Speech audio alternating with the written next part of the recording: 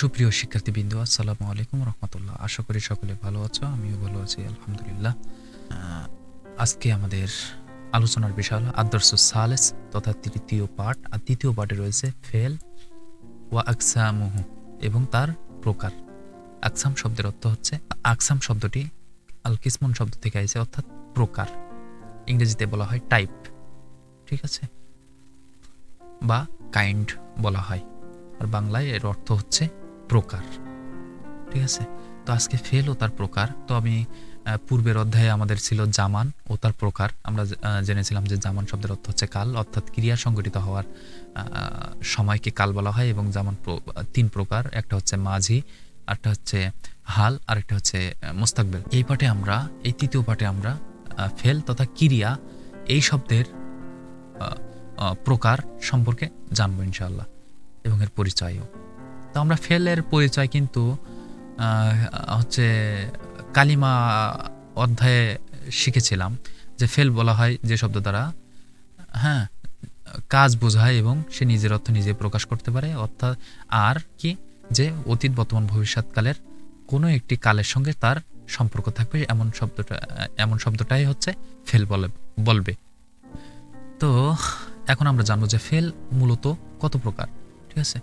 Fail প্রথমত চার প্রকার, ঠিক আছে, অর্থাৎ ক্রিয়াবাচক শব্দটা প্রথমত চার প্রকার। একটা হচ্ছে ফেলে মাঝি অর্থাৎ অতীতকালীন ক্রিয়া, একটা হচ্ছে ফেলে মুজারে তথা বর্তমান বা ভবিষ্যৎকালীন ক্রিয়া, অর্থাৎ হাল এবং মুস্তাকবেলের সমষ্টিগত রূপ হচ্ছে ফেলে মুজারে। হ্যাঁ, একটা জিনিস তোমরা একটু খেয়াল করবে নিশ্চয়ই, যে বর্তমান ভবিষ্যৎকাল তথা আরবিতে এটাকে হাল এবং মুস্তাকবেলের সমন্বিত রূপ হচ্ছে ফেলে মুজারে। আরেকটা হচ্ছে ফেলে আমর, হ্যাঁ, এটা হচ্ছে আদেশসূচক ক্রিয়া। আরেকটা হচ্ছে ফেলে নেহি তথা নিষেধসূচক ক্রিয়া, ঠিক আছে। আরও এর বিভিন্ন প্রকার আছে, হ্যাঁ, ফাইল হিসেবে অথবা ফাইল তথা কর্তা হিসাবে, ঠিক আছে। এটার আমরা সংজ্ঞা অবশ্যই এই আলোচনার পরে বলবো। তো আমরা এখন জানবো যে হচ্ছে ফেলে মাঝি তথা অতীতকালীন ক্রিয়া কাকে বলে, ঠিক আছে। আমি কিন্তু ওই মাঝির সংজ্ঞা দেওয়ার সময়, অর্থাৎ জামান তথা মাঝির ওখানে যে মাঝি অতীতকাল শব্দটা ছিল, ওইখানে কিন্তু সংজ্ঞা দেওয়ার সময় অতীতকালীন ক্রিয়ার সংজ্ঞা দিয়ে ফেলছিলাম। সেটা কি ছিল? অতীতকালে কোনো কাজ করা বা সম্পন্ন হওয়া বোঝায় তাকে ফেলে মাঝি বলা হয়, অর্থাৎ যে শব্দটা অতীতকালে কোনো কাজ করা বা হওয়া অর্থ প্রকাশ করবে তাকে ফেলে মাঝি বলা হয়। যেমন আরাফা, সে চিনল, ঠিক আছে। আরেকটা কি আছে? রাহালা, ঠিক আছে, অর্থাৎ সে যাত্রা করলো, অর্থাৎ যাত্রা করা হয়ে গেছে, এখানে অতীতকালের অর্থ প্রকাশ করছে। আরেকটা হচ্ছে ফেলে মুজারে, ঠিক আছে। তো যে ফেল দ্বারা বর্তমান এবং ভবিষ্যৎকালের অর্থ দুটো অর্থ প্রকাশ করবে, একটা হচ্ছে বর্তমানকাল এবং আরেকটা হচ্ছে ভবিষ্যৎকালের অর্থ প্রকাশ করবে। তো স্বাভাবিকভাবেই সেটাই হচ্ছে ফেলে মুজারে, ঠিক আছে। এটা আমরা যদি উদাহরণ দেখতে চাই তাহলে সেটা কি আছে দেখি।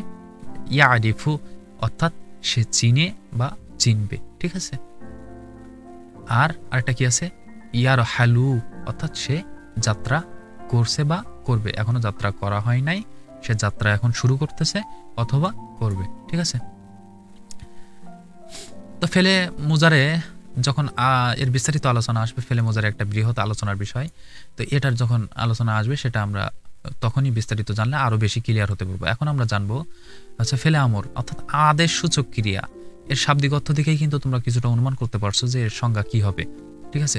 অর্থাৎ যে শব্দ দ্বারা বা যে ফেল দ্বারা কোনো আদেশ করা বোঝাবে, ঠিক আছে, সেটাই হবে কি ফেলে আমর। হ্যাঁ, আদেশ বা অনুরোধ বোঝাবে, সেটা হবে কি ফেলে আমর। যেমন ইরিফ, অর্থাৎ তুমি চেনো, ইরহাল, তুমি যাত্রা করো। আমি কিন্তু এখানে আদেশ করছি, তাই এটা ফেলে আমর হয়েছে, ঠিক আছে। আরেকটা কি আছে? ফেলে নেহি, ঠিক আছে। যে ফেল দ্বারা এখানে নিষেধ, এটা ফেলে নেহি, যার অর্থ হলো নিষেধ সূচক ক্রিয়া। এটাও কিন্তু আমরা অনুমান করতে পারছি যে সংখ্যাটা কি হবে, যে ফেল দ্বারা কোনো কাজ বা কোনো কিছু নিষেধ করা বোঝায়, ঠিক আছে। অর্থাৎ যে ফেল দ্বারা কোনো কিছু নিষেধ করা বোঝায় তাকে ফেলে নেহি বলে। যেমন লা তাদ্রিব, তুমি প্রহার করো না, এখানে কিন্তু নিষেধ করছে, না সূচক অর্থ প্রকাশ করছে, তাই এটাকে ফেলে নেহি বলা হয়, ঠিক আছে। এখন আমরা জানবো যে ফাইল তথা কর্তা হিসাবে। এখন কর্তা কি? বাক্যে যিনি কর্ম সম্পন্ন করেন অর্থাৎ যিনি বাক্যে কাজ সম্পন্ন করেন তাকেই ফাইল হিসেবে বা কর্তা হিসেবে প্রকাশ করা হয়। এখন আমরা জানবো যে ফাইল হিসেবে তথা কর্তা হিসেবে ফেল কত প্রকার। কর্তা হিসেবে ফেল হলো দুই প্রকার, একটা হচ্ছে ফেলে মারুফ আর একটা হচ্ছে ফেলে মাজহুল। তো ফেলে মারুফ অর্থাৎ কর্তৃবাচক ক্রিয়া, ঠিক আছে, আরেকটা হচ্ছে কর্মবাচক ক্রিয়া।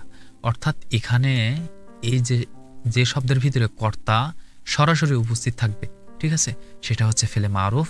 আর যেখানে কর্তা সরাসরি উপস্থিত থাকবে না সেটা হচ্ছে ফেলে মাজহুল, ঠিক আছে। সংজ্ঞায় যা দিছে সেটা হলো যে ক্রিয়ার ফাইল তথা কর্তা জানা থাকে, অর্থাৎ ক্রিয়ার সম্পাদনকারী জানা থাকলে তাকে ফেলে মারুফ বলে, যেমন কাতাবা করিম, ঠিক আছে। অর্থাৎ দেখো কাতাবা করিম, করিম লিখলো, অর্থাৎ এখানে কর্তা সরাসরি উপস্থিত আছে, তাহলে এটা হবে ফেলে মারুফ। আর মাজহুলে কি হচ্ছে, যেখানে ক্রিয়া সম্পাদনকারী জানা থাকে না, অর্থাৎ ক্রিয়া ওই কর্তা সেখানে উপস্থিত থাকে না, সেটা হচ্ছে ফেলে মাজহুল। যেমন সুরিকস সাউব নুসিরা জায়েদ, জায়েদ সাহায্য পেল। এখানে কিন্তু জায়েদ কিভাবে সাহায্য পেল, কার দ্বারা সাহায্য পেল সেটি উল্লেখ নেই, সুতরাং এটাকে বলা হবে ফেলে মাজহুল, ঠিক আছে। এবার আসবো যে ইসবাত ওয়ান নাফি, অর্থাৎ ইতিবাচক আর নেতিবাচক হিসাবে ফেলের, ইতিবাচক ও নেতিবাচক হিসাবে ফেলটি দুই ভাগে বিভক্ত হয়েছে, সেটা হলো আল ফেলে মুসবাত তথা ইতিবাচক ক্রিয়া, অর্থাৎ যে শব্দ দ্বারা হ্যাসূচক অর্থ প্রকাশ করবে বা কোনো কাজ করার ব্যাপারে হ্যাসূচক সমর্থন পাওয়া যায়, তাই হলো ফেলে মুসবাত। আর যেমন নাসারা সে সাহায্য করলো, এখানে কিন্তু সাহায্য করা হয়নি, সাহায্য করছে না, এমন কোনো না সূচক কোনো অর্থ নেই। দরবা সে একজন পুরুষ মারলো, ঠিক আছে। হ্যাঁ, এই যে পয়রস্য অনুসার দেওয়া আছে, হ্যাঁ, এটা কিন্তু পুরুষ বোঝাচ্ছে। তো দরবা সে একজন পুরুষ মারলো, তথা এখানে কিন্তু মারেনি, মারছে না, এমন কোনো না সূচক অর্থ প্রকাশ নেই, তাই এটাকে ফেলে মুসবাত বলা হয়, তথা ইতিবাচক ক্রিয়া। আর একটা কি আছে, ফেলে মুনফি, ঠিক আছে, হ্যাঁ, নেতিবাচক ক্রিয়া।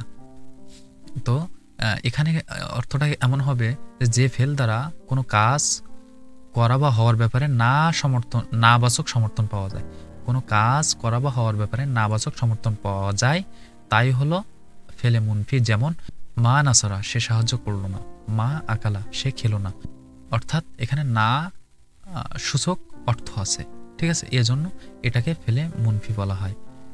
আর এটা কি আছে, এখানেও সে খেলো না, এখানে কিন্তু না সূচক অর্থ, এখানে কিন্তু কাজ হয়নি অর্থ প্রকাশ পাচ্ছে, তাই এটাকে ফেলে মুনফি বলা হয়, ঠিক আছে। তো আজকে ক্লাস এ পর্যন্তই। যারা গতকালকে ক্লাসটি দেখতে পাওনি, ডিসক্রিপশন বক্সে লিঙ্ক থাকবে, সেখান থেকে দেখে নেবে এবং আগামী ক্লাসের অপেক্ষায় থাকবে আমি আশা করি। সকলে সে পর্যন্ত ভালো থাকবে, সুস্থ থাকবে। আল্লাহ হাফেজ।